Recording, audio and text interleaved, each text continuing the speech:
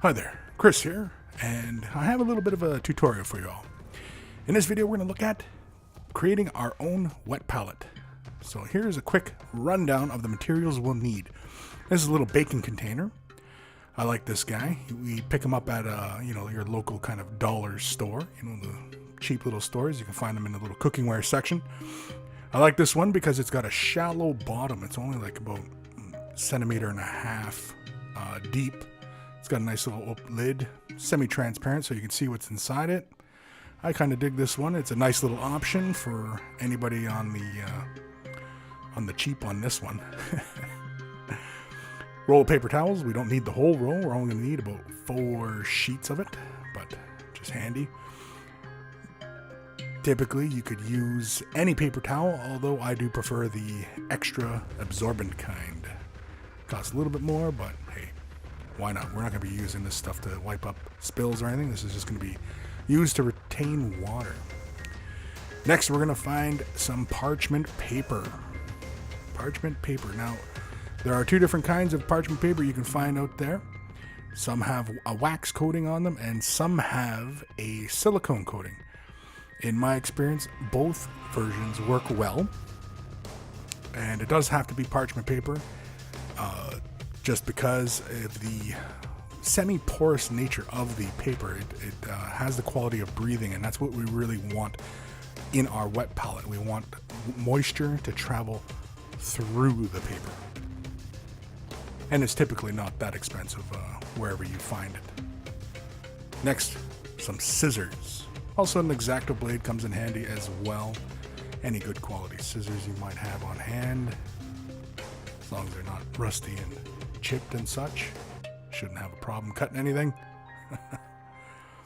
And then some distilled water. Now, it doesn't have to be distilled water, although I do prefer it, as sometimes your tap water can be hard, have different microbes in it and such. So distilled water is kind of the way to go, as often this water will be sitting for a while in our wet palette. And that's a quick rundown. Well, you might need a pen as well. And so on to the assembly.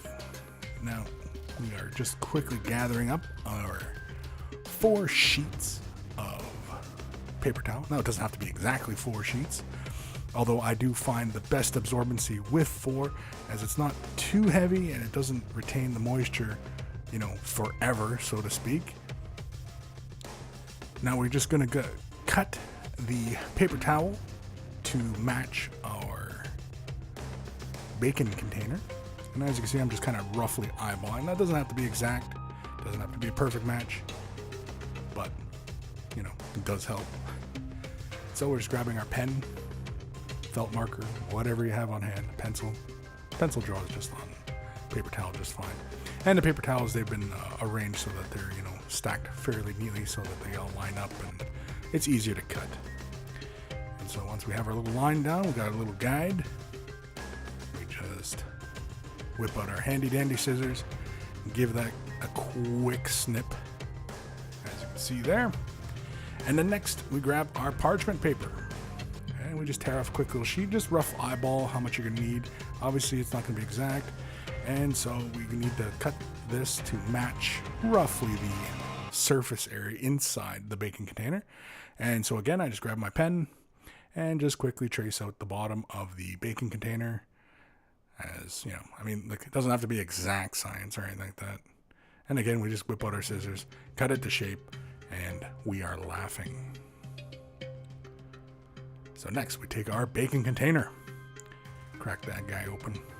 Sometimes when they're brand new, they're really stiff, and so I do like it. Lid stays up. Got our 4 sheets cut here. Just neatly seat them inside the bottom of the baking container. And see here, we just make sure it's all nice and neat, fits fairly well. Grab our distilled water. And again, it doesn't have to be distilled. And then we are just gently pouring it in. Now we are looking to really heavily dampen the paper towel. We're not looking to soak this. We're not looking to create any big puddles. We just want the paper towel damp. And so you can work the paper towel around, just make sure it's all nice and soaked and everything's all nice and even. We don't want no puddles or anything like that. If you got puddles, it should be just easy just to soak it up.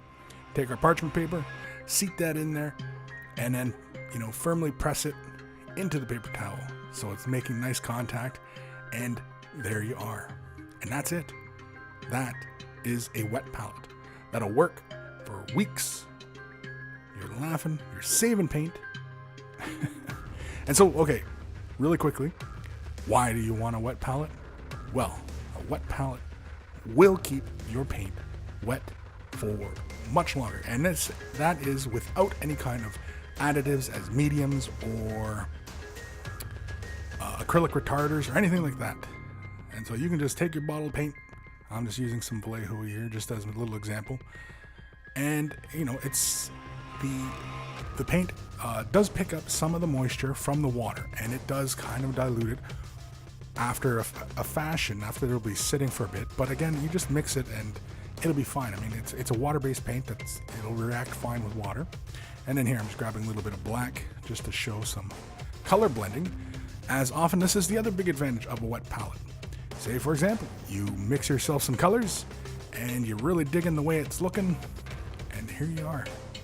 You can mix it, it'll stay there. You can draw those colors off, those blends, and you can say, well, geez, how did I do that? What color was there? Or, you're working on an area, or you need to pause a moment. Gotta go take the garbage out, whatever.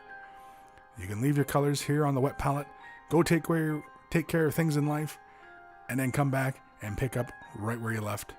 And that's it. Wet palettes. Everybody should be using them. I don't say it enough, but yeah.